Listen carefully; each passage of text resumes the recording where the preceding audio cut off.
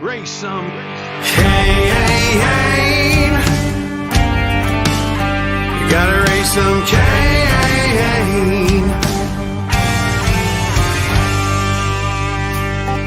In the heartland where the faith runs strong, we've seen the shadows growing long. Watch those around us be deceived. Yeah, the fight is at our doors, no matter who we believe. Corruption, lawless day and night, we'll speak the truth into the light. We'll bring the battle, heed the call, watch the whole thing fall. We gotta raise some Cain, show the lies, break some chains and make things right. Feel the power, be the change. Time is now. We gotta raise some Cain.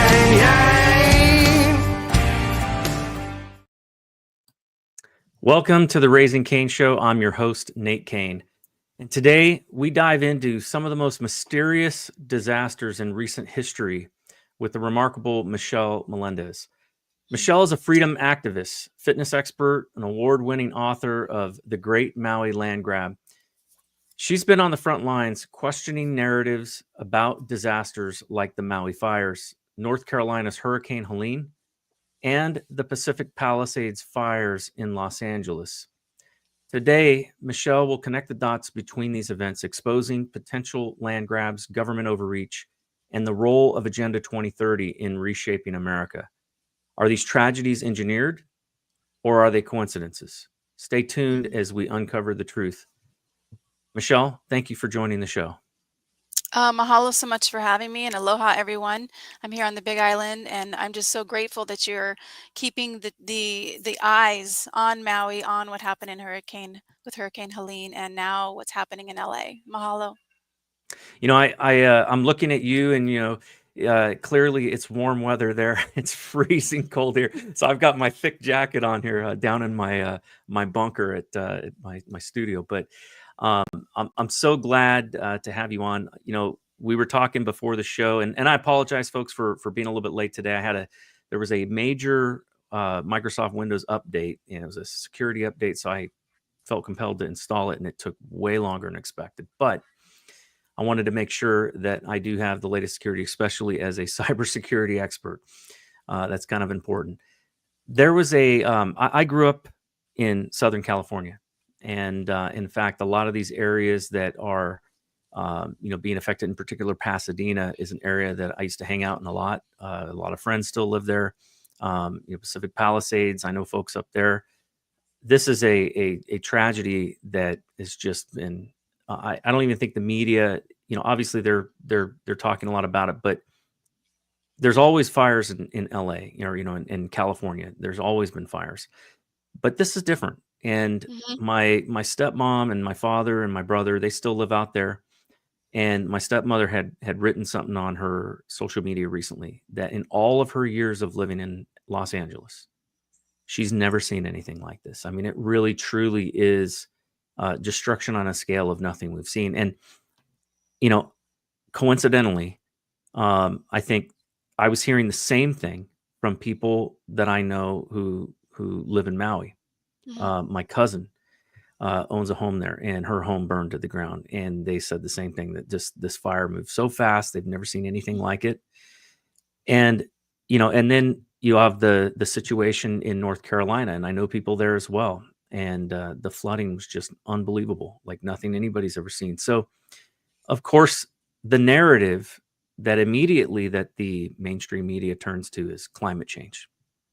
But we know, even from the supposed climate change experts, that the weather phenomenon is not related to climate change, even in their own words.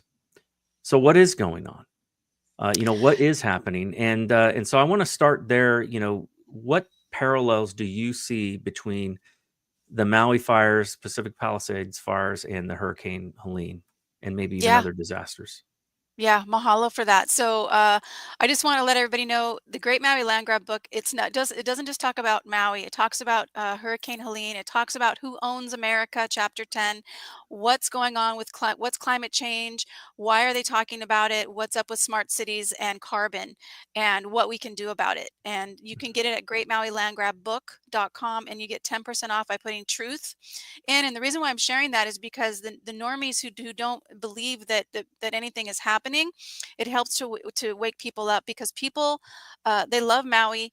We care about our ohana, our family in North Carolina, and what's happening now to the survivors there who are literally out in the cold, literally. And then what's happening in LA right now, it's not normal.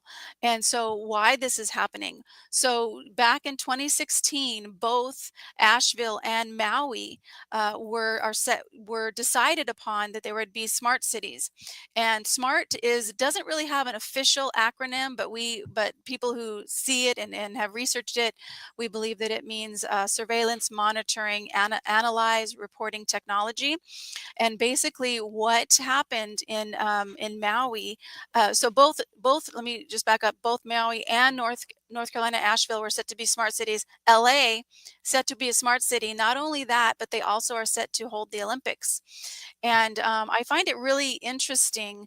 And I don't want to go too far off topic, but I just find it interesting that the Diddy thing is happening, and with the destruction of people's homes. If anything were linked to Diddy, it would actually be, the evidence would not be there anymore. So I just find that fascinating. I just thought about that the other day. Mhm. But the reason why this is happening is because you have to follow the money. Like they always say, follow the money. So who are the people that gain from smart cities? The renewable energy companies and the electric companies. So here, that's when you look at that. So the top three, and I can actually do a screen share and show my Sure. presentation that I did at the Red Pill Expo, and I did at for the Common Sense Show. So let me say, just put up who gains here, and share my screen. Presentation, share screen, and share screen. We'll go here and here. Okay, good. Can you see that? Yeah, I'm going to add that to the stage here. Okay.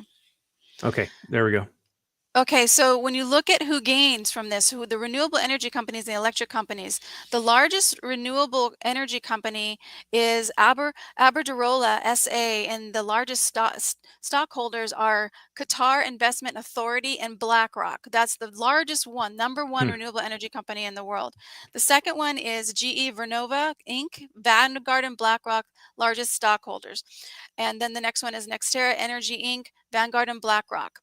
So when you're looking at this, and then you also look at the electric vehicles, the number 2 and 3. So Elon Musk is the number one who owns the Tesla electric vehicles, but number 2 and 3 are Vanguard and BlackRock. So BlackRock also owns most, if not all, of the electric companies in the nation.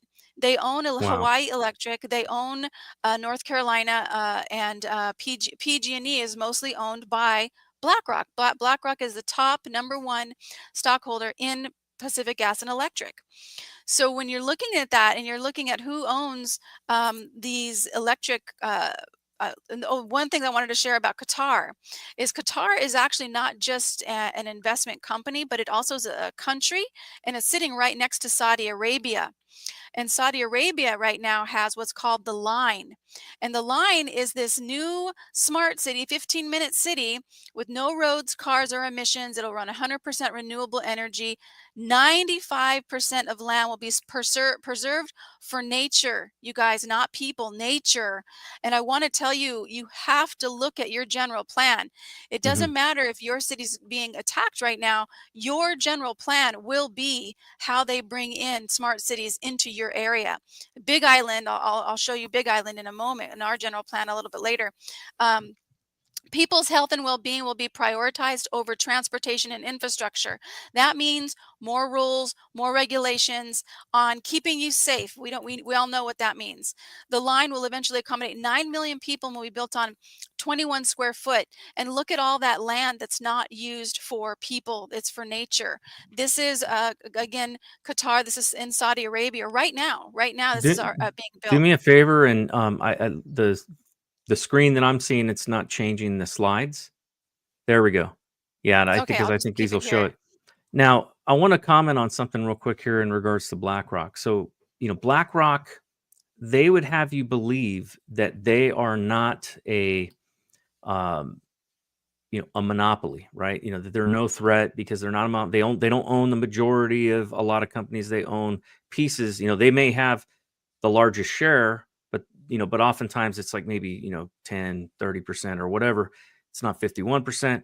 And they do this on purpose, I Mhm. believe, because they figured out a long time ago that we have something called antitrust laws.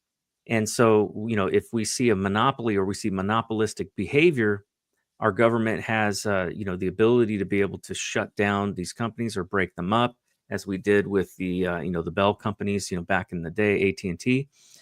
And but if you notice, you haven't really seen a whole lot of antitrust lawsuits or a lot of antitrust rulings, not since the last major one that we saw that was going on was Bill Gates, who was, what Microsoft was being sued by the federal government, or they were, the federal government was going after him, investigating for antitrust, and then all of a sudden, all that went away, and we haven't really seen anything since then.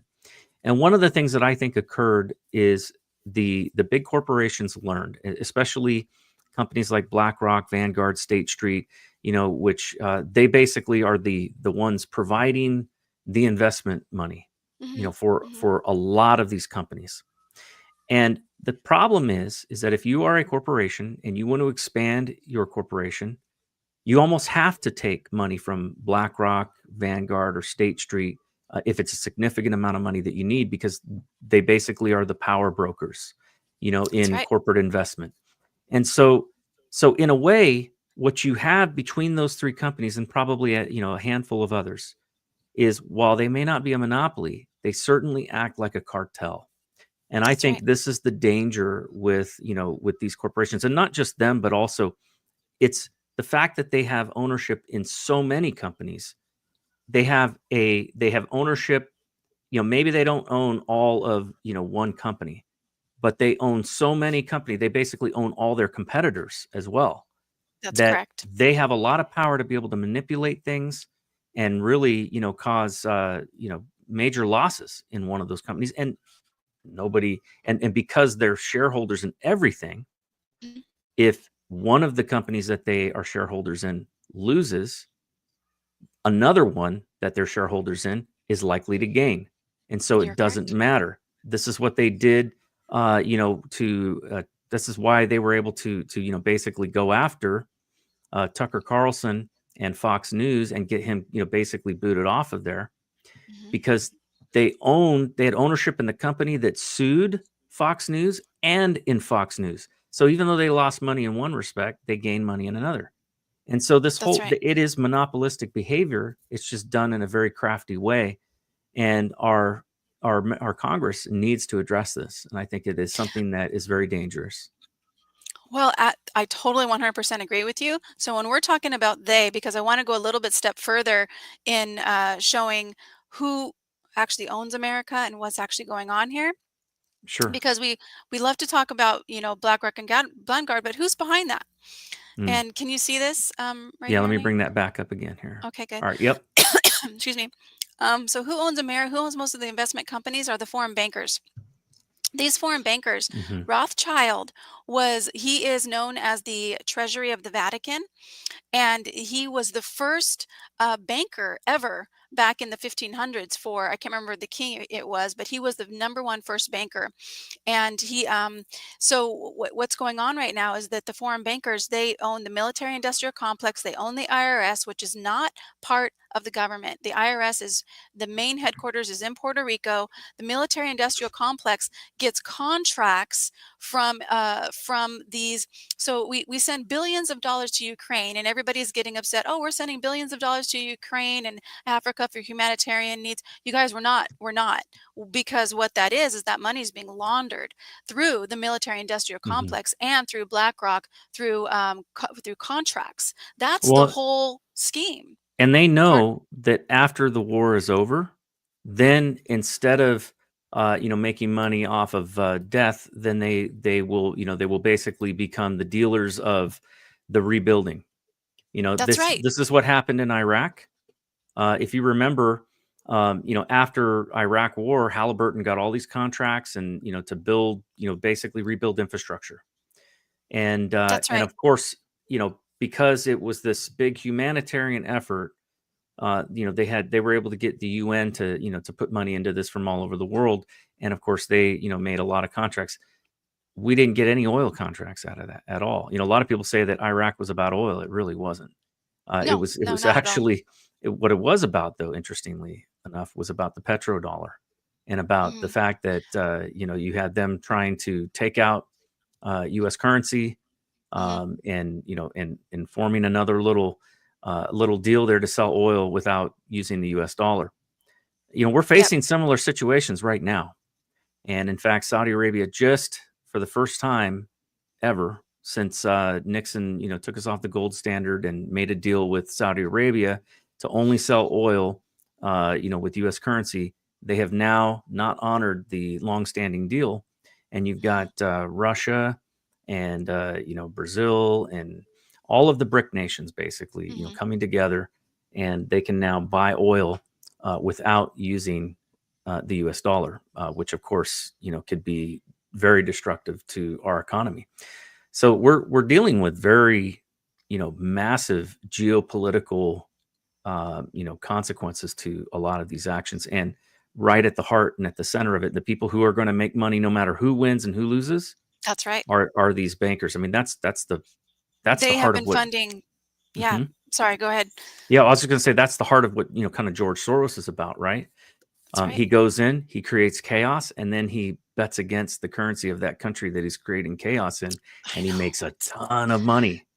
These They people they are they they're fund both amoral. sides of the war. That's right. They've always funded both sides of the war. And Yeah. what people need to understand is that this country, they funded both the north and the south side of the Civil War. And they Yeah. took over the United States afterwards because we were broke. And the United States was then collateralized and created and became the United States Corporation. And all of government is now corporatized. There, and Mhm. so it's not a government. So we have to realize that our government has basically been taken over by these foreign bankers that now run everything. We don't live in the United States of America. We live in the United States corporation. And what you were saying about contracts, BlackRock got the contract to rebuild Ukraine. So Mm. those billions of dollars that everybody has got going, they're going to be, they're good. No, that money's going back into the BlackRock's pocket, which is going back into the foreign bankers' pockets. And the other thing is that there was a bill, I believe it's 823, that was in North Carolina, that was like a hurricane relief bill, and I believe it's $23 million, or possibly maybe even $1 billion. I have to relook at the number, but I think it's 23 in there, and most of that money is going to government infrastructures. It's not going to the people. It's Yeah. like, oh yeah, let's give hurricane relief. The same thing is happening or was happening in Maui with a bill 8231, which I think was really interesting because those numbers are really close together. But what is interesting is this bill was going to take over. Okay, Lahaina is this little dot on Maui, Mhm. but this bill was going to take over the entire west coast of Maui. To rebuild Lahaina, they were going to take over the entire west coast of Maui, take it out of the Maui governance and give it to a 9-person governing board, completely take it out of the Mhm. governing of Maui County. And it actually got stopped, thank God, because they had in there that they were going to get funding from federal, private, non-private, non-profit agencies in any way they can, as most expeditiously as possible, was Mhm. literally written in the bill. What does that mean? That means blackmail. That means, backdoor deals. That means all kinds of stuff going through. So, and I do want to let people know, Lahaina's still locked down. Lahaina is still locked down to this Mm. day. Right now, you can't get into Lahaina unless you live there and you have a placard that says you own property there. And then the guards tell you don't take pictures, no pictures, and no video, even though Yeah, we why, leave them out why all the time. is that? I mean, what possible excuse? I mean, I can understand like immediately after the disaster, you've got people, they want to keep people out while they're trying to put out fires and all of that, or trying to assess damage. I get that. They want to prevent Mhm. looting, whatever. But I mean, how long has it been now? It's Why been in the over world? 15 months or 15, yeah, 15, Yeah. 16 months, How something can like they that. possibly justify, Mhm. having any Yeah. control over that area at this point? It's ridiculous. And so, They're saying the guards are saying for this, the guards are saying that it's because of asbestos. Here's the thing, what you guys have to understand, that 2,200 homes and buildings burned in like 17 minutes. It was so fast.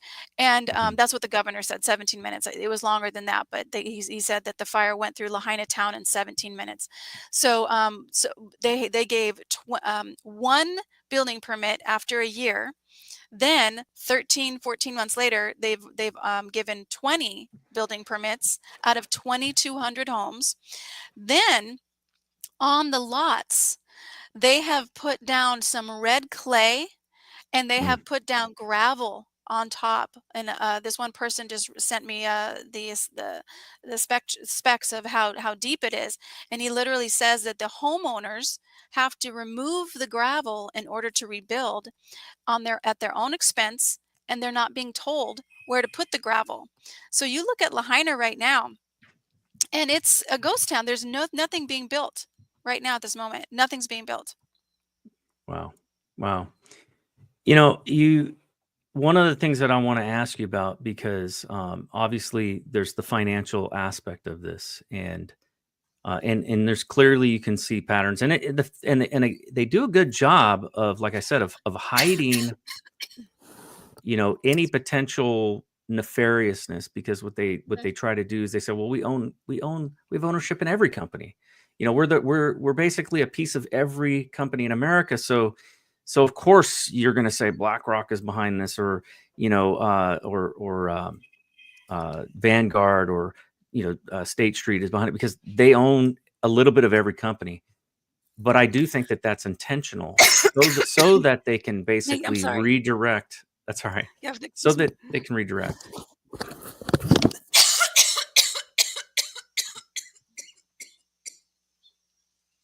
Oh boy, I hope she's all right. So one thing, folks, that I think is kind of interesting is there Mm, are sorry. things that have gone on, though, that go beyond just the money. There are patterns in how these disasters unfolded or how they were handled. And I think you've identified some of those. Can you talk a little bit about that? With with what's happening in the government.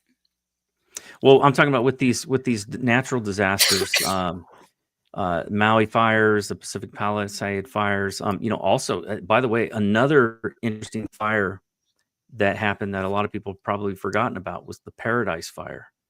And I've seen similarities in all three of these. And, in the fact that you've got like areas where there's no trees burned, but you've got That's right. Let me cars show that, you. like, aluminum that is like melted, and the temperatures that you got to get to cause that kind of Excuse me, damage. everybody. Sorry about Let me that. bring that up real quick here. Sometimes I get a tickle.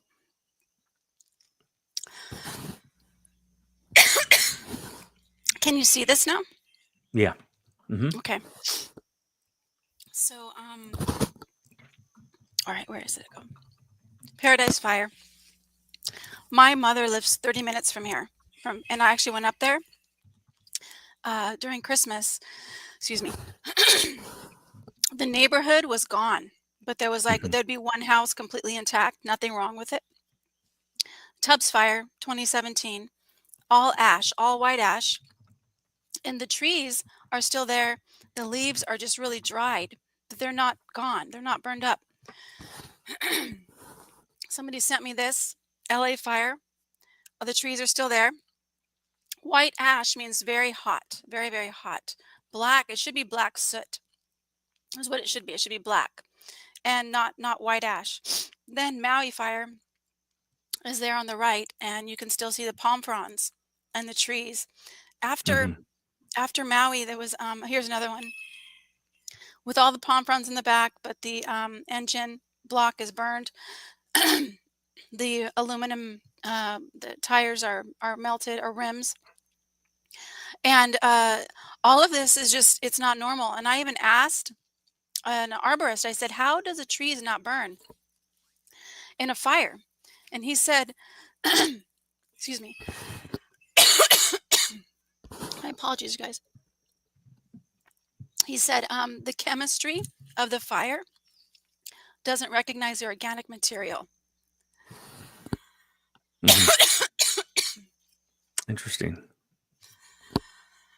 Now, do you know one of the other things too that there's a lot of people have been talking about is about blue objects not burning.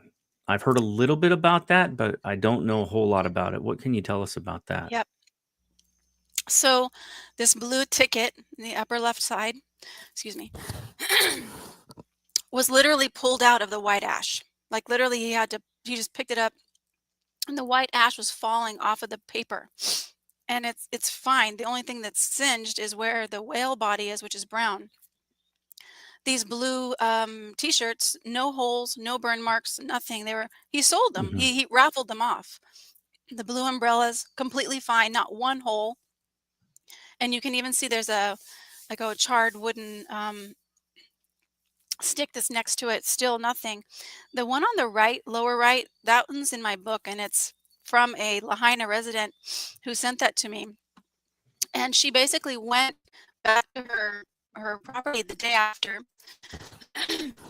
and everything was charred on the stove. That glass is melted out. You can see the glass is melted out. Hmm. The rims are the racks are warped, but there's a beautiful blue color. So how is this possible? This is a microwave transmission using laser generated plasma beam, and this has a titanium sapphire infrared laser. And what that means is that the sapphire is a blue color, blue wavelength, blue frequency. And anything that is blue has the same wavelength as the sapphire. So it's not going to absorb the laser, it'll reflect it and not burn. Now, somebody just sent me this. Here it is. This is from LA. Blue trash can, plastic blue trash can that's not I'm not burned. seeing the change on the screen. Can Oh, you check? okay. Let me just stop there and just press the share screen again and then bring it up. Okay. Can you see that? There we go. I'm bringing it up again. Yep. There we go. Yep. Wow. So yeah, Look at this that. was in LA. Yeah. So it's this was also a friend who's a fire captain. He showed the same picture. It's in the book with another blue trash can. So plastic survived the fire, but yet the home's completely destroyed. There's one home that is that has a red roof that's in the book, completely fine, no singe marks, nothing. And we think it's because it was all wood. There's no metal around it. The fire in Maui, it actually, I'll take this off. It actually jumped over a construction site that was completely open with exposed 2x4s and exposed wooden horse, and it melted the cars in the next parking lot and kept the trees. The trees were still there. There's leaves on the trees. The cars were melted. A lot of them were melted rims. No glass in the cars. The glass was melted out. A regular forest fire is about 12 to 1400 degrees. To melt glass, I've been told, is about 24 to 2500 degrees to actually melt Hmm. glass. But you see all these Wow. cars, none of them have glass. It's all completely gone. So none of that is normal. I'll show you guys the warning, the bodies. There's a couple of charred, or I don't know if the word is charred or if it's carbonized or what it is. But this body on the left, can you see that? Yeah. Is that coming up? Okay, good. She was found up a little bit higher above Lahaina, above Front Street, and she You can see her corn rolls. How is it possible to see somebody's hair design in a regular fire? But look Yeah. at her That's like a feet. flash burning that happens so fast. It's like, like kind of almost reminds me of the pyroclastic, Pompeii, that Yes. area, right? When people were suddenly killed by like massive heat so Yep. quickly and buried in ash, and That's it right. it That's right. just And look at the captured them in body above time. her. Above her, the feet. Hmm. Something was up with the ground being super hot or something because there it disintegrated her feet. It disintegrated his legs, but you can Hmm. still see the body on her. This is the toad my friend found in the burn zone. I held this Wow. toad completely hollow on the inside, but you could hold it, and it was in a jumping, leaping. It was leaping, and Yeah. it was just petrified. We sent it to a frontline doctor who said he would check it for microwave frequency, microwave energy. He never got back to us. He never contacted us again. He wouldn't return emails or phone calls, Hmm. nothing. And then the dog, you see his ears and his fur and his paw pads, and he looks like he's running. He's looked like he's running. And my fire captain friend, he said that dogs, animals, will hide. They'll go under something like a car and they'll cover themselves to protect themselves. They won't be out in the middle of the street running. And this poor dog was, you can see his nose. How does a nose and fur not burn? Yeah.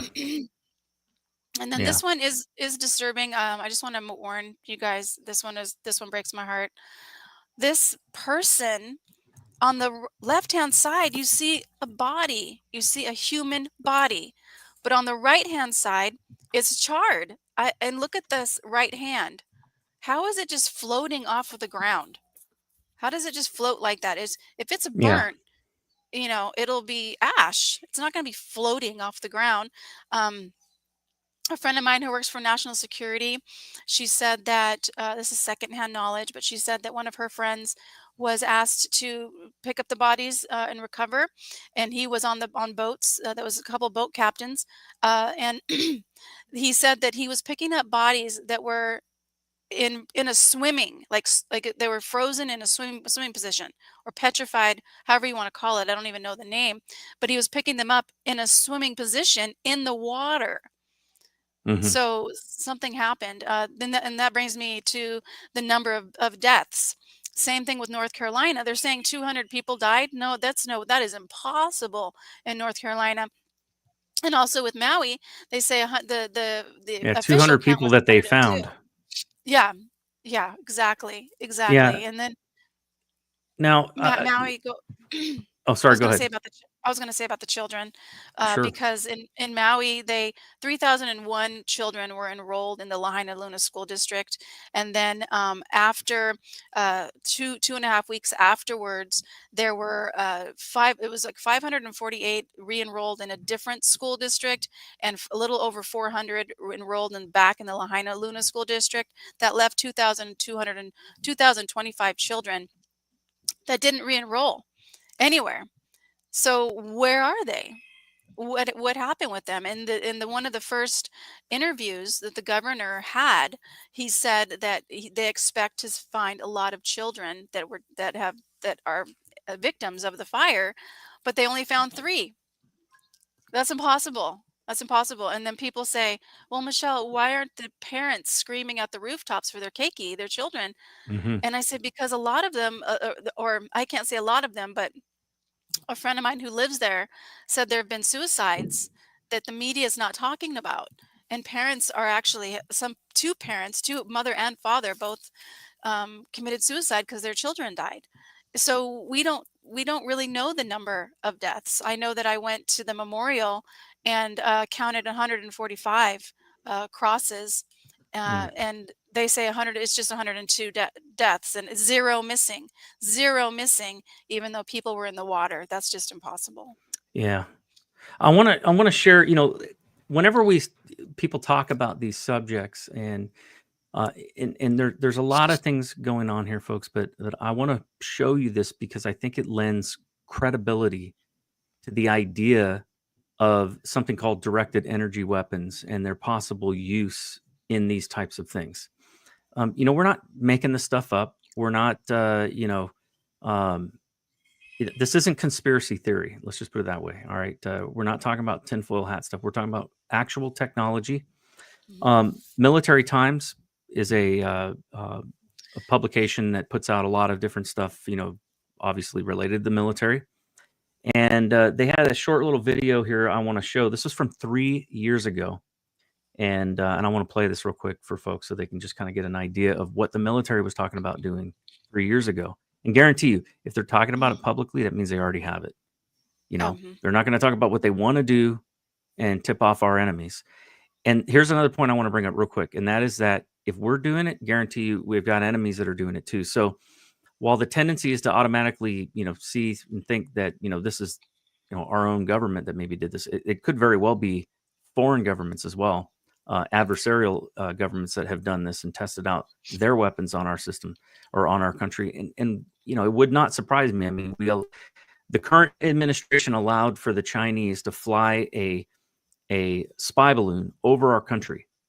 The current administration has allowed drones, and I have I've got it on good sources that at least some of the drones that are being reported are foreign adversarial drones.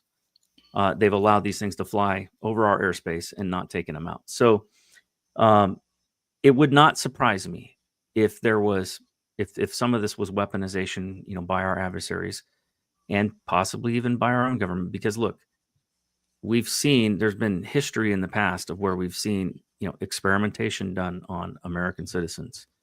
So, I want to just show this video though real quick here. Hold on, I got to get past this commercial here. Big ideas. All the services are interested in them. They've been interested in them for decades, going back before the technology was even available. In most recent years, we've seen a lot of direct energy or laser projects geared at counter drone options. The Army was equipping 5 kilowatt, 10 kilowatt, and larger and higher, more powerful lasers on Stryker combat vehicles for testing in Europe and, of course, here in the continental United States. The Air Force did a 2018 counter-drone laser rodeo in White Sands missile range, where they tried a whole bunch of different options from vehicle to stationary mounted lasers to take out drones. That's pretty well known. But there's some new projects coming up that are quite interesting for the Navy and the Air Force that are pretty big. First one up is Thor, not the mythical Norse god of thunder, nor the Marvel Avenger character, but actually the tactical, high-powered operational responder. It's a prototype piece of equipment from the Air Force Research Laboratory that is essentially geared toward hitting multiple targets, sometimes simultaneously. That item is a laser, essentially, that would hit all kinds of drones, different ranges, different powers, different altitudes. Obviously a prototype, so it's going to take a while to get it off the ground, but it could help solve that big drone swarm problem that a lot of strategists seem to be concerned with. Now, in this video here, they're talking about ground, to air lasers. I'm going to read the acronym itself. But they're also solar-powered here we go. Development and Research Project, or SPIDER. They have a sub-project I'm not even going to try to spell out called Arachne. You get the theme. But essentially what it does is it takes solar power, 2 satellites that are going to collect that energy and then beam that energy through RF frequency to a forward operating base that will then collect it, transfer it back into power. So instead of having generators, convoys, and all the fuel that you would need for that, you're literally getting your energy from the sun through a satellite. The next one is from the Navy. It is the Directed Energy Systems Integration Lab. Now, the lab broke ground earlier this year and is scheduled to open in December. It's essentially a lab built entirely around figuring out how to put lasers on ships, whether that's to hit drones, use weapons against other ships, maybe lasers for communications. There's all kinds of options. And this lab is actually going to have about a 36,000 square mile range for testing. And it's going to be testing all these different ideas, all these different concepts for the Navy. So Air Force is looking at space, Air Force is looking at counter drone, the other services are doing the same, mounting stuff on vehicles. So the technology is finally catching up with the science fiction. So the reason I bring that up is just to show that we've been dealing with researching this stuff. This is not science fiction anymore. No, I'd love to share you something. Sure. I think you'll appreciate. Yeah, we've got laser, technology. We've had ground-based laser technology for a long time. Our enemies certainly have as well. And now, they've been working on these space-based lasers and space-based energy-directed weapons. And And you've got, I can't remember who it was, but it was one of the Pentagon officials a couple years back saying the word "do," directed energy weapon, and he was talking about, investments in those sorts of things and concerns about even our enemies having those sorts of things. And this was like during a Pentagon briefing. I was trying to find it earlier and I couldn't find it, but it's fascinating to me that the mainstream media hasn't picked up on this and they're not talking about it. It's like they just want to assume that everything is just a natural forest fire when you have climate change. They want to. It's climate change. You're right. You're right. That's why I started my research on Maui, because when the governor went to the UN and said it's climate change for the fire, I just was livid, and I started interviewing arborists and firefighters and everybody. And but this is a bill happened in 2016, and it is to acquire the direct energy weapons systems program. And basically it says the Committee of Armed Services of the Senate, in the report, they say that since the 1960s, the Department of Defense has invested more than $6 billion. That means they've been working on direct energy weapons before the 60s, because they spent, since the 60s, they've spent $6 billion on the direct energy weapon science, and they were afraid that they couldn't bring the whole program to fruition. So guess what, taxpayers, your tax dollars paid for the direct energy initiative program to come to fruition. And this is then I wanted to share one more thing on here, because I'll show you who owns the patents for the direct energy weapons. Well, Michelle, hold that thought real ahead. quick, because I'm actually a little bit past the time I normally run my first commercial. This topic is so interesting that the time's gotten away from me. So I need to run a quick commercial, but we will be right back. And as soon as we get back, we're going to get into that. So folks, hang with us for a minute here, and we'll be right back after a quick message. It says, I woke up this morning and looked out the door to a country I don't recognize. They put masks on our face to hide our pain, and there's no fire in most people's eyes. And it's still true today. It's still true today that they've tried to destroy the American spirit. And in some instances, they've done a dadgum good job. But in other instances, they have lit an inferno in some people. And we right now are gathering some of those people that are on freaking fire to save this country.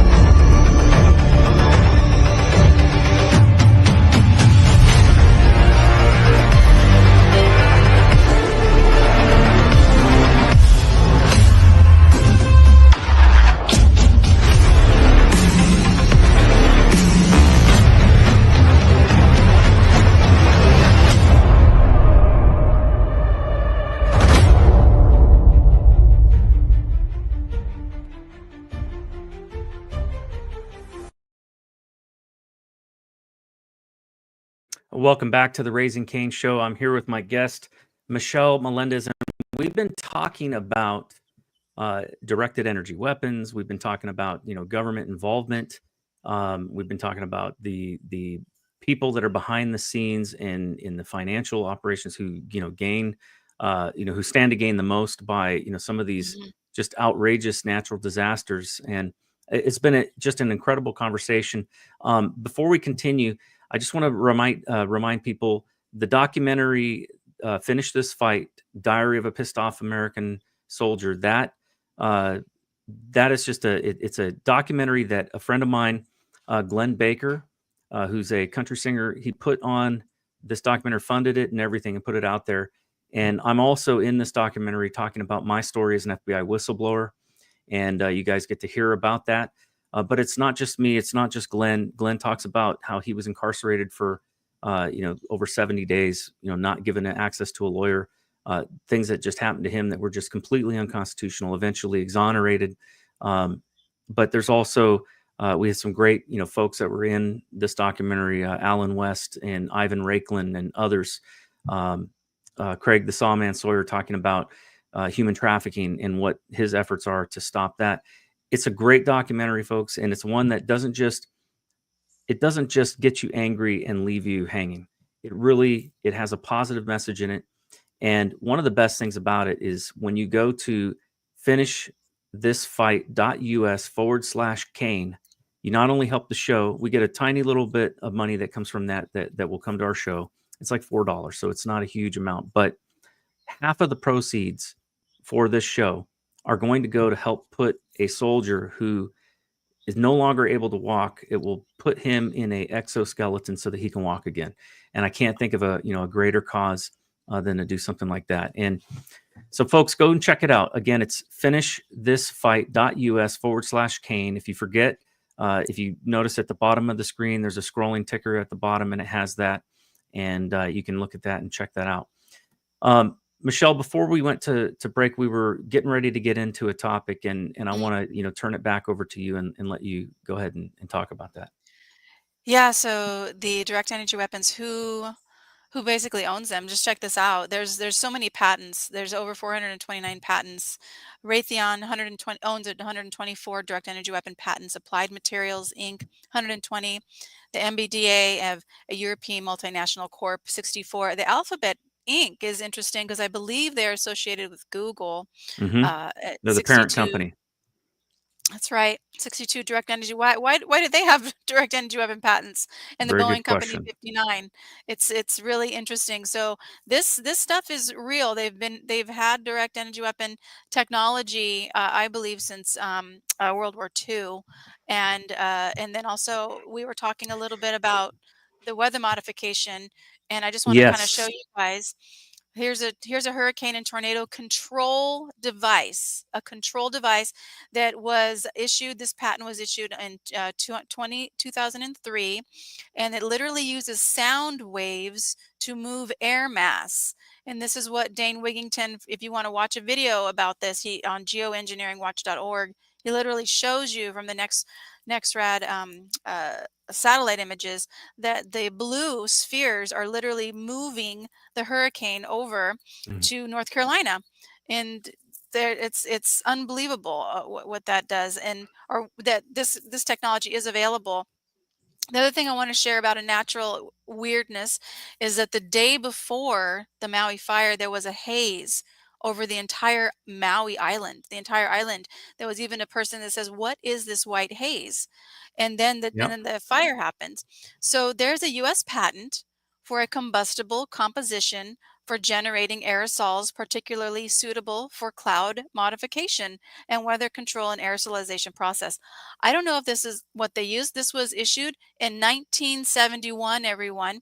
1971, because I said earlier that we have over 200 weather modification patents, and the first one was in 1891. So weather modification is absolutely real. Direct energy weapons is absolutely real. They've been doing this for a very, very long time, and they have an agenda. And it's very interesting that the LA fires is happening right now, right before the inauguration of the next president.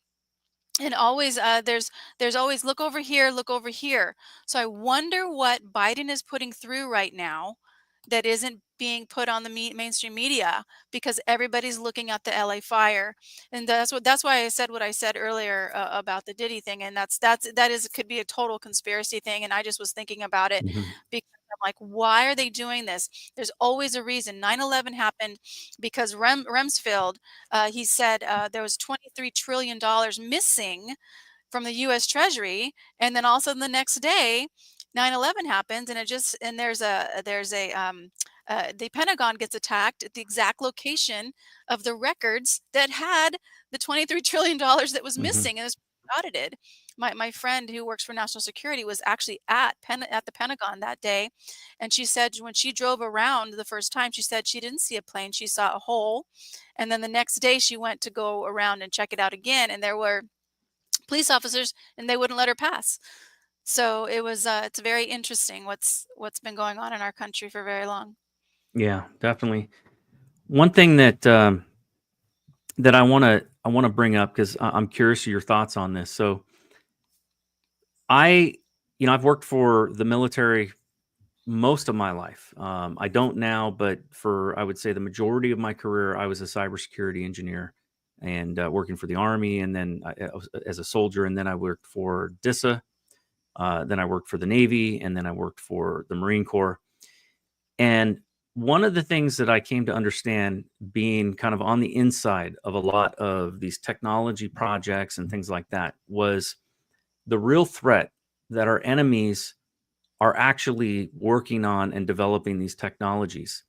And the fear that a lot of people, and I think rightfully placed, the fear that a lot of people have, in the Pentagon, and in the military, because we have to ask the question, why would these guys develop these types of, weaponry? Why would they develop this kind of technology that is so dangerous? Why did we develop nuclear weapons? And I think the reality is, and we know now that, the Germans, the Nazis, were in a race, to develop nuclear weapons as well. I think oftentimes what we're looking at is an arms race, a technology race. We're trying to keep up and keep ahead, of our enemies. The problem becomes, how many of our enemies are developing these weapons being financed by the same people who are financing the development of those weapons here in our country? That's a really Again, good question. so I'm curious if you've done any research into not just who owns patents here, but who's funding some of these projects in other countries. We know that weather modification, for example, is something that was admitted to, like, for the longest time. Remember, I think it was like Alex Jones, was talking about chemtrails, right? And, everybody made fun of him, and they said, oh, he's a conspiracy theorist, he's got, tinfoil hat wearing guy. But turns out he was right. They were working on, and they call it weather modification, geoengineering, whatever you want to call it. It's basically, it is not what they were telling us it was, which was condensation trails, following planes flying in high altitude, which, if you ever watched one, it disappears shortly thereafter. It leaves the plane. It doesn't leave a trail of smoke across the entire sky, and they don't do grid patterns. But we know that they've been doing this stuff for a long time to mess with the weather. And where it really, the first time I ever saw it, because I knew about it a long time before I could ever say anything about it publicly. And the first time I saw it publicly come out was when it came out that China had been doing weather geomodification experiments, and we had concerns about it, and we had to, and I think it was because they were having to justify why we needed to spend money on that kind of research. So, what do you know about foreign or adversarial development of these types of weapons, and what are your thoughts about how do we not develop these things when our enemies are developing? And is there a way that we can develop it, maybe with greater transparency, or maybe, there's got to be some sort of solution. We've go ahead. Well, basically, I haven't looked into the exact patents, but what I do know around other countries, but what I do know is that these foreign bankers have infiltrated everywhere. There's nothing where they are not. The United Nations, it's interesting that I believe there's 4 nations that have if one of those nations says no, that in a vote for in the United Nations, then it doesn't go through. And I know it's China, Russia, the United States, and I believe that the 4th one is France, but I may be mistaken on that one. But this is, you guys, that's what I've said before. This is a United States corporation owned by the foreign bankers who own everything everywhere. They own everything everywhere. They financed both sides of the war. They financed Hitler. They financed the U.S. when we won World War II. This was when Ford was sending tanks over to Germany that Americans were making, which is disgusting and just so it breaks my heart. But so we have to understand, and I also would like to say, I don't think this world is anything what we've been told. We have not been told about the frequency of our energy, what that means, the actual thing that this empty space is not empty. I follow Nassim Haramein, who is a physicist who discovered how particles, how everything is connected. It was something that Einstein was working on, and he actually discovered it, and it's called the Planck scale, which is in every single proton, which is in every single atom, which is in every single cell of your body. But this Planck scale is in the empty space that we walk through, which means we walk through frequency, where it's like fish who swim through water. They don't know they're swimming through water. We walk through a frequency field. This is why they want to keep people afraid. This is why the media is constantly pushing fear, because the fear frequency is really, really low. But if people really understood the power that we have together when we get into gratitude and love, that frequency is so high. I've manifested crazy stuff in my life getting into gratitude. This is how Mhm. I don't want to get religious too much on you, but Jesus, he knew this field. He actually could vibrate at the frequency of infinite possibilities. And that's how he did the miracles he did. And that's what Nassim Haramein talks about when he talks about the Planck scale, again, which is in every single proton in your body. And what the Planck scale is actually a holographic mass of the information of the entire universe in every proton of your body. And this is really hard for us humans to grasp, because we think this is my body, it's not very big, but this is deep. Basically what he's saying is that every person is a light frequency being. And if we really understood the power we have, these evil, and I believe they are satanic cult, would have no power over us. And we could literally stop direct energy weapons in their tracks if we really got who and what we are. And but I do believe that these satanic people, I think they have been in power for thousands of years, researching the Bible. When I go back to researching all of the lineage of the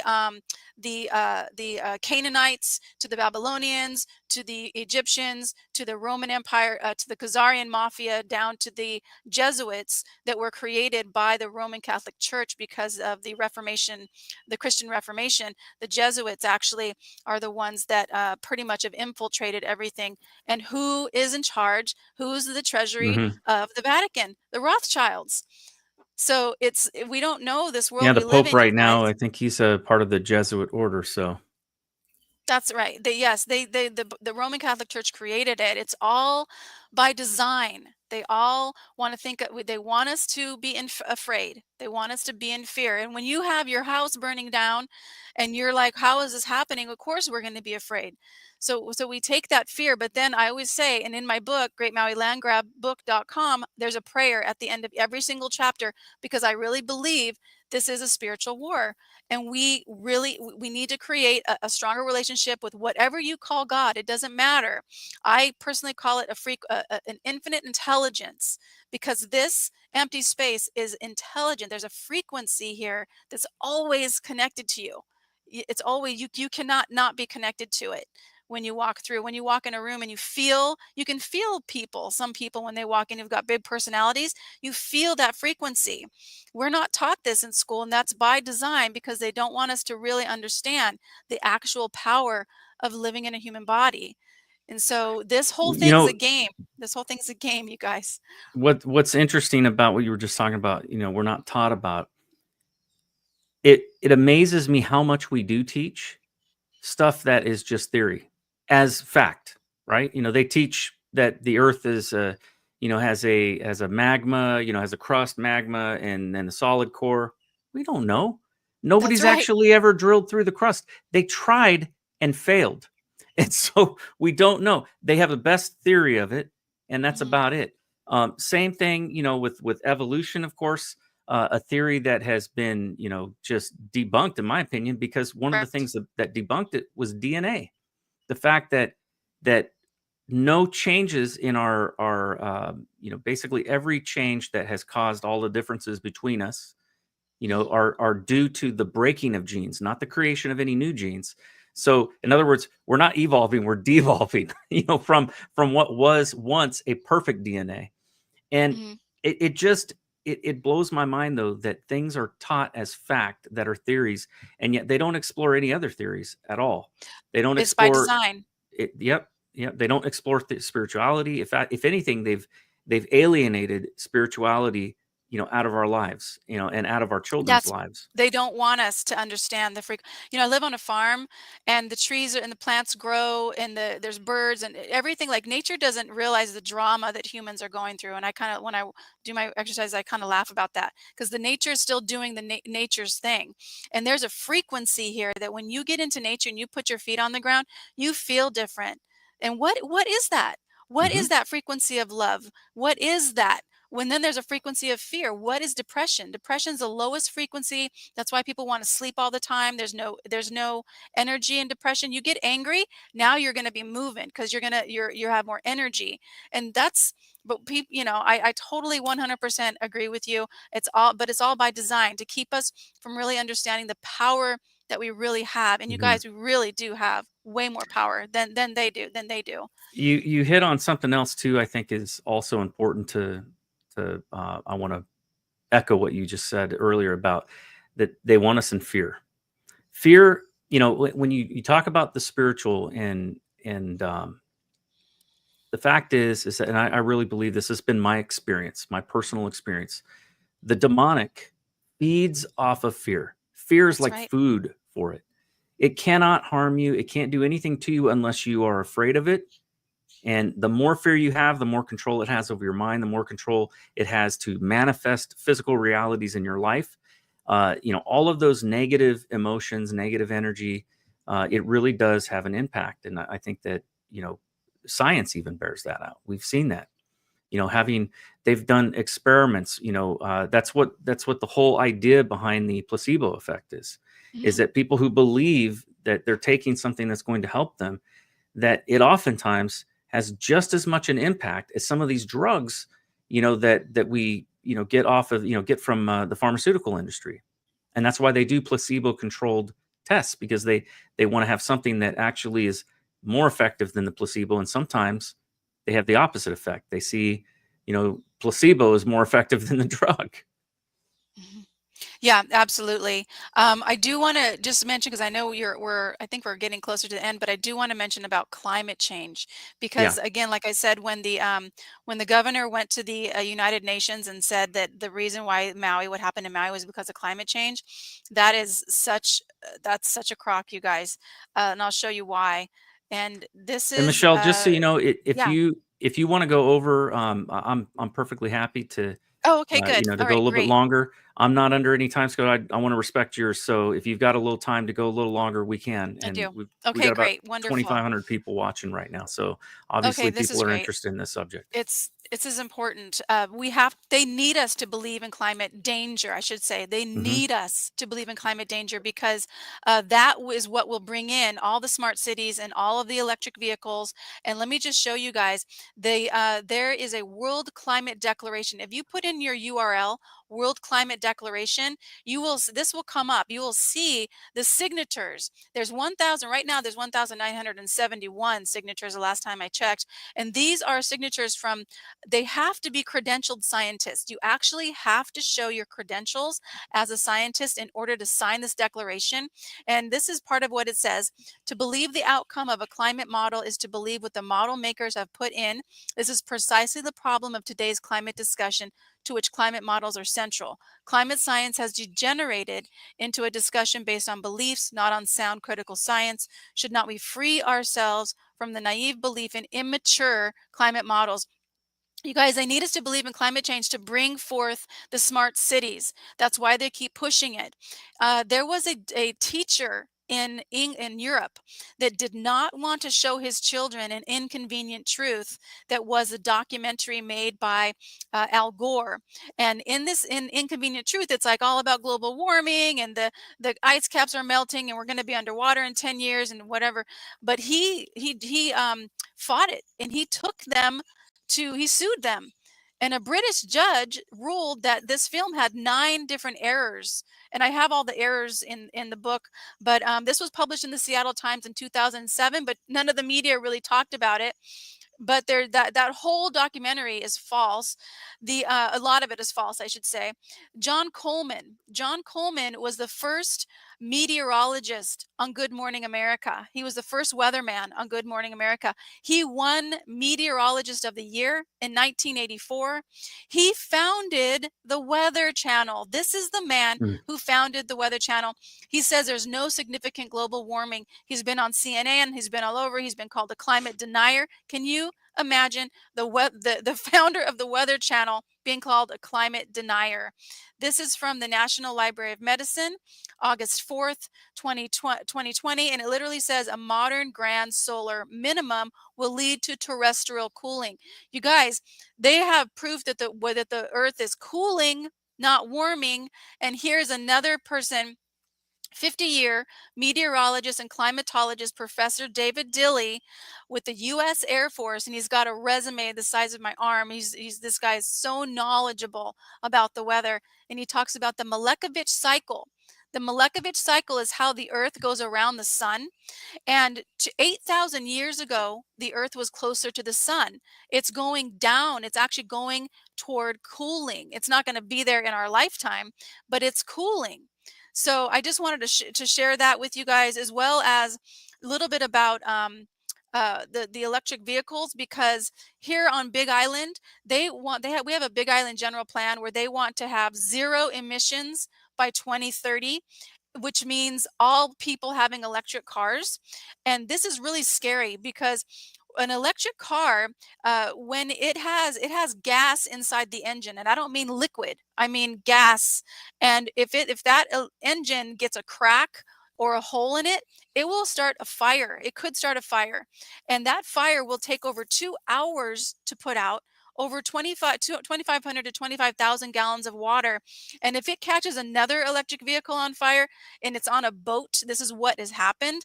70 fires have been reported in the last 5 years on container ships. I live on an island. That's how we get our food, is through container ships. And if they don't tie down these electric vehicles enough, or if they hit bad weather and these electric cars start banging against each other, they'll more than likely catch on fire. And electric vehicles, this is somebody who rented one because her car was in the shop, and the electric vehicle caught fire and they couldn't put it out, and it literally destroyed her home. In the middle, you see these Amazon Prime vans. Look at that flamethrower going up to the sky. That is because there was a crack in the engine. And again, if there's a crack, that means there's gas. It's going to become a flamethrower. This is on the right-hand side. It's 100% electric bus, and that it became a flamethrower. So the other thing that I want to share around this is because they want to bring this to the islands, and you cannot put these batteries in a landfill. They're toxic. If the battery cracks, it will emit toxic fumes. You can't put these in a landfill. And we already have problems with our rubbish here on the island. China used to take our recycling. They don't take it now. So now the recycling just goes into the landfill. So we won't have any place to put these electric vehicles. And not only that, but our electric grid is we already get blackouts. So the electric grid goes down. It can't even hold our electric needs right now, and they want people to get electric vehicles. You guys, who prospers with the electric vehicle? The electric company. Who owns the electric company? BlackRock. Who owns them? It's like all connected. And the last thing I want to share is check out your general plan. Look at your general plan. This is the Big Island general plan that I've been fighting for the past 6 months. And this is one paragraph, and it says, maintain an ongoing program of identification, designation, and acquisition of areas. They want to acquire land. And then here's the last thing I'll share. This is our Big Island, what it looks like for they look at everything in teal is conservation. That means only a park can be on it. They want to take most of Big Island. Everything in green means natural land. That means no farming, no buildings, no park, nothing. What did I say about Saudi Arabia and the line? They want to keep nature for nature. That's what they want to do to Big Island. We've been fighting this. And then everything in yellowish brown is a buffer zone, which means smart city, which means 15-minute city. And that's what's coming for Big Island, or they're trying to get that to come to Big Island. And we have been fighting it the whole way. And I just want to say, if you guys watching this, these disasters are the poster children for the smart cities and the electric vehicles, but that they're just going to be the poster children. Look at your general plan and see what's coming in your area, and go to those meetings and stand up and speak out. If you want to know what to say, you can go to standtogetherhawaii.com. Standtogetherhawaii.com is a website I put together for the Hawaii Islands. You can click on action and you'll see a whole video. I have testimonies of what you guys can say when it comes to the electric vehicles, when it comes to clustered housing.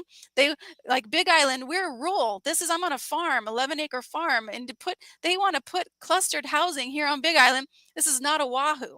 This is nature. We are way out in nature. But you guys, look at your general plan, because that's where communism will be coming in. That's where these smart cities will be coming in. And that's where the Americans here and those not in America, you got to check your plan too. This is coming for all of us. Nobody is immune to this. And that's why I really feel it's a spiritual war, because when I just go, okay, Great Spirit, I trust you. What is mine to do next? What's my kuleana? What's mine to do next? Just show me what I'm supposed to do. And then I wait until I get an inspiration from my heart that tells me, okay, now do this. You guys, that's our kuleana. That's your responsibility. Like Nate, who's his kuleana has been to create this amazing podcast, and he's done a great job, and he keeps going every single week and feeling into what's next. And I don't know if you realize that that's what you're doing or not, but you're guided. Mm-hmm. And that's when we create a relationship with that higher power, we realize it's a game. The fear starts to go away, and we trust. I've gone into stores without a mask on, and I was afraid, and I kept going, Great Spirit, I'm giving this to you. I'm going in. You're gonna show me what happens, and it always worked out. It always works out. After years of working for the government, I have become very skeptical. Anytime I see the government and the media working hand in hand, I automatically go, something's not right here. And we've seen that in recent years with a lot of things, and climate change has been a big one. I want to real quick just go back and talk about that for a minute, because this is kind of interesting. So from 1900s to the 1940s, the consensus was that there was gradual global warming. Okay, you had a Swedish scientist, savant, Arrhenius, in 1896, it suggested that increased CO2 levels would lead to warming, the greenhouse effect. However, this idea was not widely accepted. Then in the mid 20th century, so from 1940s to 1970s, the dominant view was global cooling. And everybody was warning about global cooling, and it was all, the end of the world is coming, and we're going to go into a great ice age. And, everybody was talking about that. Scientists hypothesized that aerosols, a particulate pollution from post-war industrialization, were reflecting sunlight and counteracting warming from greenhouse gases. Now, this is interesting, because that same ideology is behind why people are spraying stuff into the skies today. Exactly. That has been a huge part of Bill Gates' push to spray things like silver oxide and aluminum oxide into the air. Then from the 1970s to the 1990s, it came back to global warming, and they were talking about that. And you had, them coming up with theories about, ocean measurements and atmospheric studies and so on and so forth. And theories were being advanced in, climate models that, said, the greenhouse gases like CO2, methane, nitrous oxide, were trapping heat and diving global temperatures upward. Problem is that when they started looking at the data, after all of this, this supposed research, they started seeing temperatures were getting colder. So it didn't really make sense. So then they realized that they were not going to win this war going back and forth. So they just decided, what, from the 2000s on, they said, we're just going to call it climate change. That way we can blame everything on it. Weather anomalies, even though we don't know what the effects are of all of this climate manipulation that they've been doing. I would say that's more likely to cause, extreme events than nature. But here's something just to kind of throw out there for people that, that maybe run into people still that they have to, defend, or that they have to talk about this to. Something to think about is this: when is it warmest in the year? And maybe, for those in Hawaii, even you will see it there, because I remember when I was living in Hawaii. But obviously somebody living like where I live in West Virginia, the difference between summer and winter is dramatically different. We've got snow on the ground. It's basically below freezing temperatures here. But in the summertime, it is so hot and humid that I can't stand to be outside for very long unless I'm, taking a dip in the river. And what is the difference between those? Our position relative to the sun. That's really what it boils down to. The sun is the biggest indicator of what is going to, that is the number one thing that affects temperature, not man-made, CO2 or any. Remember, CO2 is what plants need in order to breathe. I know. And they produce oxygen for us. I mean, this is common I wish people sense, would take basic Science 101. Science 101 Yeah. would show that. Yeah. And so if we cut all the CO2, then what are plants going to live off of? And if the plants start dying because we've cut CO2, then they're not going to be producing oxygen. I mean, this is a disaster to, we live in something called an ecosystem. And the fact is that for them to try to make the claim that man-made, and I'm a 100% believer in climate change. It's called the 4 seasons and the solar cycles. It's cyclical. The fact is that during times of heavy sunspot activity, you have a lot more of coronal mass ejection and all kinds of things that are going on that affect weather differently. There's a lot going on. But the other thing that just I don't ever hear anybody talk about is that we actually have something, within the time that we've been studying weather, that we can, or at least within the time that man has been recording. Let's put it that way, that within the time that man has been recording things and documenting things, we had something called the mini ice age.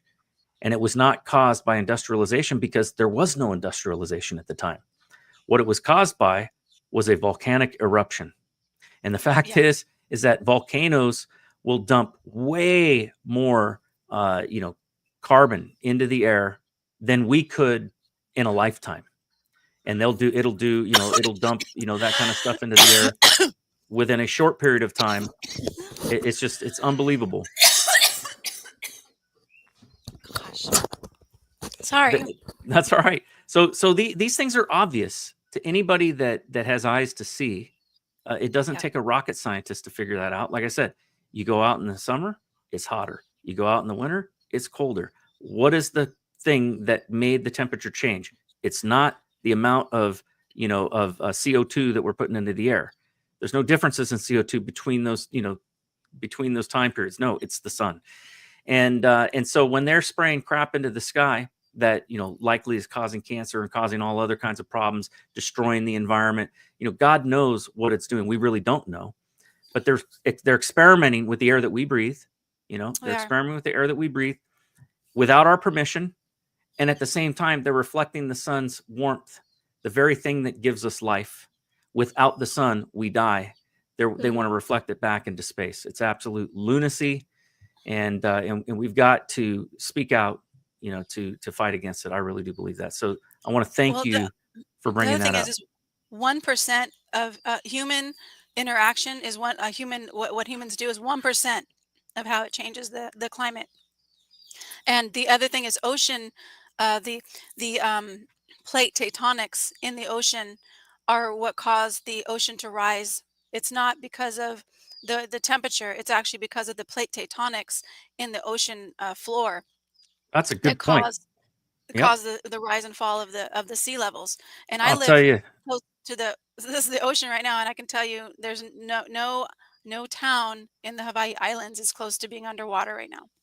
I'll tell you something else too. I lived in Japan for 3 years. I was there during the Great Tsunami, and that, massive amount, 30 feet of water that encroached, up to 15 miles inland, was not caused by anything, man-made. This was plate That's right. tectonics that, rose the seabed. In That's fact, right. the shoreline dropped. I want to say it was like something, I can't remember the exact number of feet, so I won't say, but it dropped enough that the 30-foot seawall that they had built, did nothing to stop the wave that came in.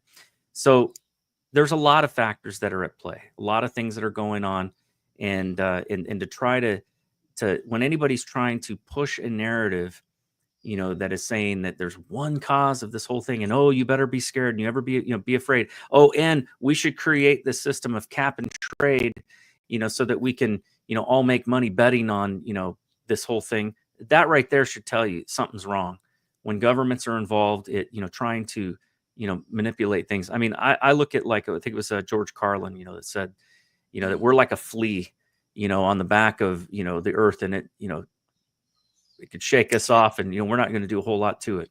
And that's I do believe that is the case. The truth is, we have a symbiotic relationship with the earth. You mentioned it Yes, we earlier do. about We frequencies. absolutely do. It's interesting I'll, that I'll, you I'll blow mentioned that. I'll blow your listeners' minds. We're actually the cells of the earth. We're actually the consciousness of the earth. The body, it comes from the planet, and we're going to return to the planet. So we're connected to it all, and people actually, like, the roots of the plant of the trees. They actually communicate with each other. I Hmm. live on an organic farm, and we can actually, when we have a high frequency, we can actually feel and communicate with nature. It's like they've done studies where you talk to a plant and it grows better. I do that. Yeah. I learned that actually watching my grandmother when I was a kid. My grandmother, she was part Native American. Her mother was a medicine woman in Pennsylvania, and so I watched her talking to the trees, and that she had planted in her yard, and talking to the rose bushes and all of that. And I do that to this day. And it's kind of funny. And sometimes I think, if somebody saw me, they'd think I'm nuts. But there are actual scientific studies that have been done, and one of the most famous, because they actually did a repeat of this, was they had this was done at Berkeley University. Of course, they're going to do it there, right? But they hooked up a machine. They hooked up a lie detector machine to a plant, and I can't remember the name of the study, but they thought, bad thoughts towards the plant, like, burning it down, with a blowtorch or something like that. And the plant started to give off a reaction on the lie detector. And so there was a group of kids, like 30 years later, that decided, they thought that was a bunch of BS, and they decided to prove it wrong. And so they did the experiment. And I think the only difference is they used a tomato plant instead of whatever, maybe the ficus bush or whatever was used before. But they redid it, and it had the exact same effect. They were able to repeat it. And there have been other studies. Another one that was pretty interesting was they were curious about how a seedling is able to grow in a dark forest, and rise up, through it, because there's no sunlight. So how is it getting its nutrition? It doesn't have the ability, to photosynthesize, sugar. And so they theorized that the plants were receiving, nutrition through the mycelium, which is basically a fungal network that's under the That's ground right. that these plants, use to communicate. But they theorized that a tree was able to identify its own offspring, and that it was the one sending nutrients. So they did this really interesting experiment where they took this evergreen tree, they put radium inside of a plastic bag and tied it off to one of the branches of the parent tree. And that way they could track, because it's radioactive, they could track the radiation through the soil and see if that was going to that tree that was genetically matched to that, to the parent tree. And sure enough, it was. So plants are able to identify their offspring. In fact, Yeah. another experiment was done with seagrass. They took two seagrass families that were, they were the same species, but they were from two different genetic, lineages. And they put them in a container. And what they found was one seagrass would put something into the soil that would, make make the soil toxic for the other. They were fighting each other for land. They were trying to fight each other to basically, provide for their own progeny. And it just was fascinating to me. And so, like, when we talk about, when this, leads me to think that, when PETA, says, oh, we shouldn't be eating animals, I'm thinking, well, do you hold the same logic when it comes to eating plants? How about we just respect what we eat, and we do it in a sustainable and respectful way, whether And it's your animals body or tells plants. you what it needs. That's And right. you'll know if you are desiring something, then there's something in that food, dairy or nutrients or vitamins and minerals that your body's needing. And so, yeah, so that's the other thing too, is that people don't understand their health. They don't, I'm just going to just say that masks help against a virus like a chain link fence helps against a mosquito. I've been studying fitness for 30 That's great. years. Hand sanitizers literally poison for your microbiome, for your gut. Oh, wow. Yeah. Use soap and water. That's all you need. Your body has more bacteria on and inside than it does cells. You need your bacteria. You don't want to kill your bacteria because it helps you stay healthy. So, they've been telling us so many lies. My So, my yeah. my brother he's an electrician. He's a foreman. And in the union, he's always been the one that has taken the course on, masks and stuff, because they work in some, dangerous environments, and they have to make sure that they're wearing masks. And so he's had all the training on this. And when they first came out with the mask mandates, he was just livid, because he said, these masks, they're talking, these paper masks aren't doing anything. He says, It's really and bad. and he was talking about how the like in his industry, they have to wear monitors that monitor for how much carbon dioxide that they're rebreathing in, right?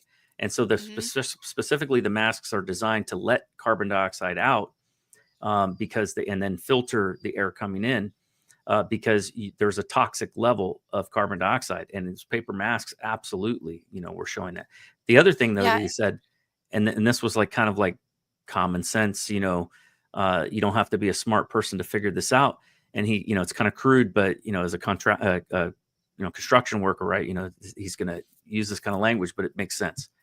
He says, if I can smell your fart through this mask, it ain't doing nothing to stop a It's not virus. working. And then your teeth. That's the Your truth. teeth is like dentists. We're seeing people who wear their mask all the time. We're having way more teeth issues, because Sure. you're actually, when you exhale, that's releasing toxins. Your body, that's part of releasing toxins. Sweat and breath and elimination are how your body releases toxins. So it's interesting. Yeah, definitely. Wow. This has been just a fascinating conversation, and I'm really glad to have had you on. I think that we have to talk about these things. We can't be afraid of cancel culture. We can't be afraid of talking about these things. And I think it's important that when we do, we have to approach it humbly. We have to recognize that we may not have all the facts. We may not know everything that there is to know about a topic. Like I said, one of the things that I do get concerned about is the fact that I realize and I understand that we have to keep up with technology so we can keep our competitive edge against our enemies. But at the same time, what kind of accountability is there when everything is, kept secret, from the public, when we don't know what's going on? What is it that they are hiding from us and keeping, and why? I do think that there needs to be more transparency. That's one thing that I believe in firmly. And I think that while we may need to research things, we may need to have, technology, kind of the carry a big stick, speak softly and carry a big stick approach. And I do understand that. I also feel like, why aren't we talking more publicly about this? Why aren't countries like the United States and maybe some of our adversaries like China saying, hey, we've saw fit to realize that nuclear weapons were something that could destroy the whole world over. So we decided to create treaties and create nuclear arms treaties that say, hey, we're not going to do this, without this. And, if, in other words, we're not going to fire, a nuclear weapon unless you fire upon us. We're going to reduce the number of nuclear weapons, and we don't need that many. We've come to certain agreements because we saw the danger in this. And I don't see that same level of caution with some of these other technologies and weapons. And I think we need that. I think there need to be discussions, bilateral agreements with nations that says, hey, we will not commit a cyber attack against your critical infrastructure. And if you do it to us, we will see it as an act of war. But there needs to be rules of engagement. We won't do weather experiments, or directed energy weapons on your country. You don't do it to us. There needs to be these types of talks and discussions, because the fact is we are going to develop it. And some of the applications maybe could be used for good. Like the one thing that I saw that was kind of interesting was the idea of directing energy from the sun down to a plant that can harvest that, electricity, right? Generate electricity from it. I got no problem with that. But if it ain't being, talked about, in some sort of public fashion, if it's not being, discussed and audited by regular citizens, then how do we know that they're not cutting corners and doing things that could cause massive damage, to our planet? We do want to make sure that technology, as it advances, that it's being done safely and with consensus and agreement of the people like you and me that are likely going to be affected by it. Yeah, absolutely. And I really hope that people realize also that the agenda that's coming down from the United Nations, that's not it's looking good, like flowery language, but it's not what we want. It's really more about rules, regulations, and control. Like they're talking about, no more poverty. Yes, everybody wants, all the children of the world, everybody to have food, but what does that look like? Does that look like taking away the sustainability of our organic farmers and limiting the number, how much food you get to eat? Like that's what those things really mean. So it's like, it's really important. But I Eat just want to say, Nate, bugs. thank you so much for will, having me. Exactly. Thank you for you'll having own me. nothing and be happy. Yeah. And These people people can are get my crazy. book at greatmauilandgrabbook.com. It won the 3rd finalist in the American Book Fest under True Crime. It was the one competition I wanted to place in, and I'll find out about the other contests in March. But you can get it at greatmauilandgrabbook.com. It definitely has Who Owns America. It talks about the woman who was the first climate change spokesperson, and it also says what we can do, which is how to bring back the Constitution, how to stand for the Constitution, and actually also how to hold our legislative body people accountable through notices of liability.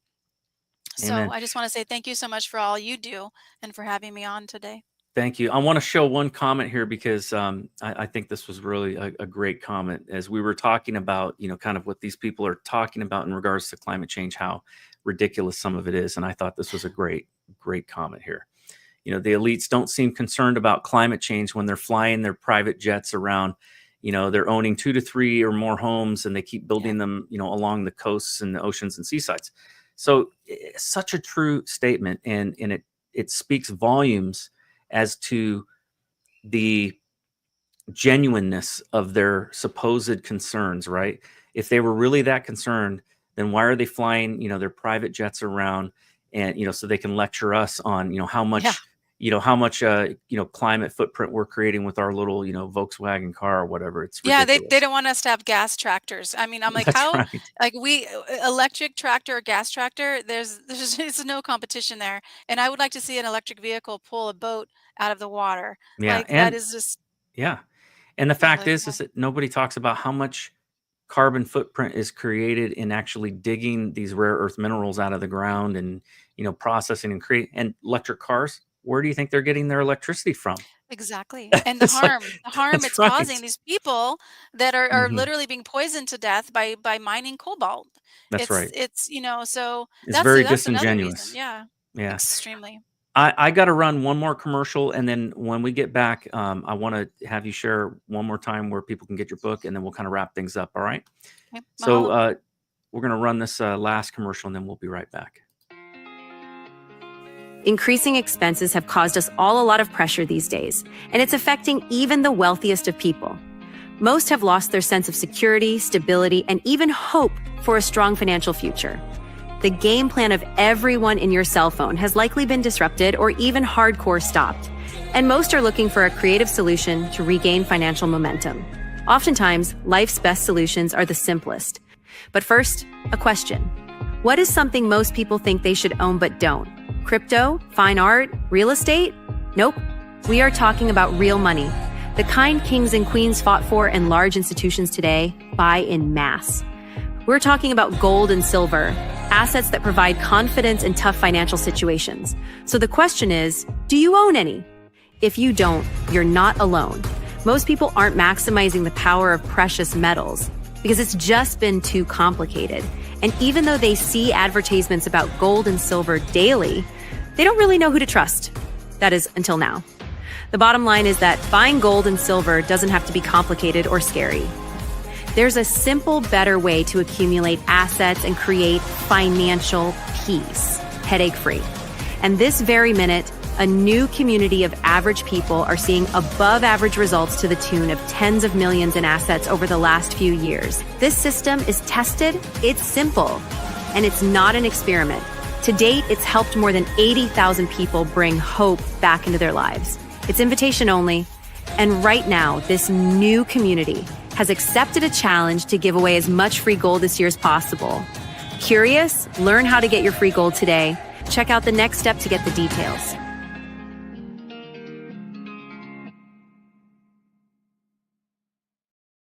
Welcome back to the Raising Cain Show. And we've been talking about a lot of subjects, and really it all focuses down to not allowing the power brokers to fear us into believing, what they're pushing. And so, Michelle, I want to thank you again for coming on the show and sharing with us all the things that you've been sharing. It's really amazing. You've done, quite a masterpiece of work in your book in breaking down a lot of the details. It's funny because it's a subject that I've read a lot about, but you've really gone to breaking down the details and digging up a lot of the documents and the patents and things like that. Tell people again where they can find your book. Mahalo. You can get the book at greatmauilandgrabbook.com, Great Maui Land Grab Book. It's the second edition. It has 27 fire anomalies from the Maui Fire, 9 questionable weather events. It also has the questionable weather events that happened in North Carolina, and comparing North Carolina with Maui. It also has the Who Owns America, the climate change, smart cities, and carbon revealed, as well as what we can do right now. And that's part of that is going to your general plan and looking at your general plan. But if you have anybody who's going, well, I don't know what's going on, I don't believe the conspiracy theorist people, but I know something's happening, get them this book, greatmauilandgrabbook.com, because everybody loves Maui, everybody loves sees this wrong.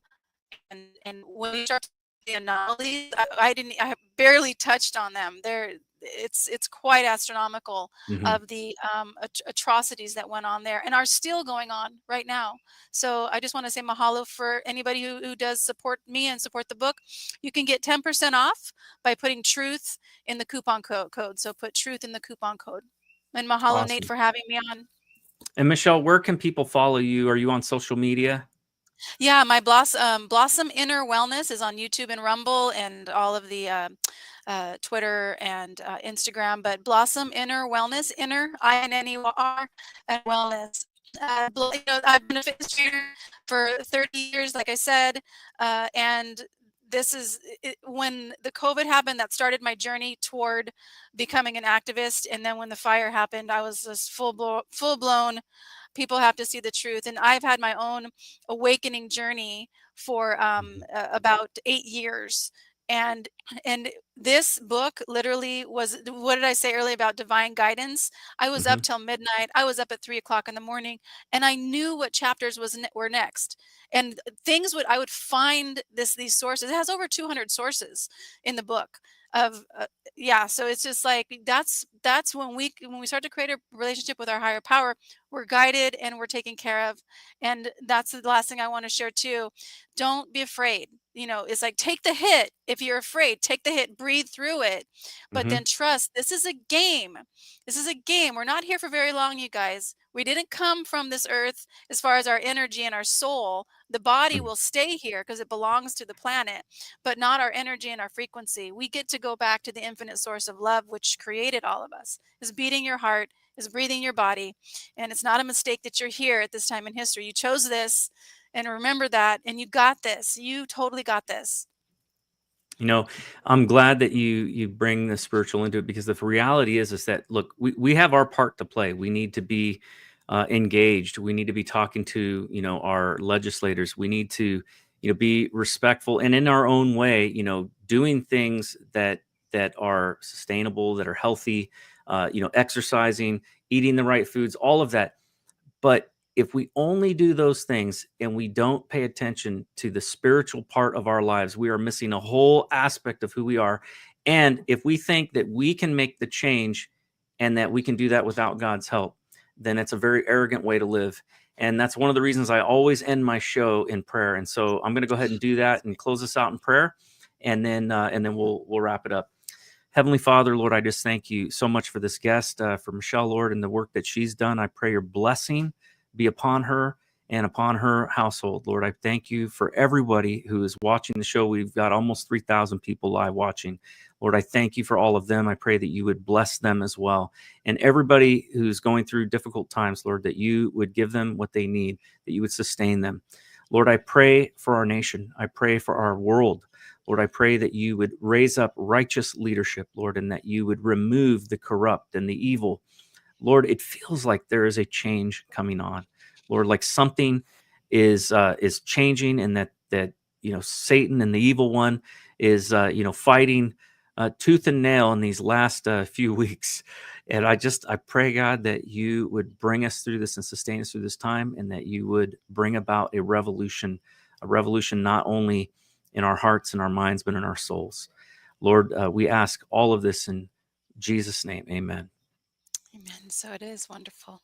Michelle, thank you so much for coming on the show. And if you don't mind hanging on right after we end the show, I'd love to just, exchange contact information and everything as well. Absolutely. Folks, thank you so much for being on the show today. It's been a wonderful time. I got a great group of people that have had some wonderful comments in the comment section. And, remember, stay hungry and stay humble. Have a wonderful night. God bless, and God bless this nation, and God bless you and your family. Aloha, everyone. Raise some Cain. You gotta raise some Cain.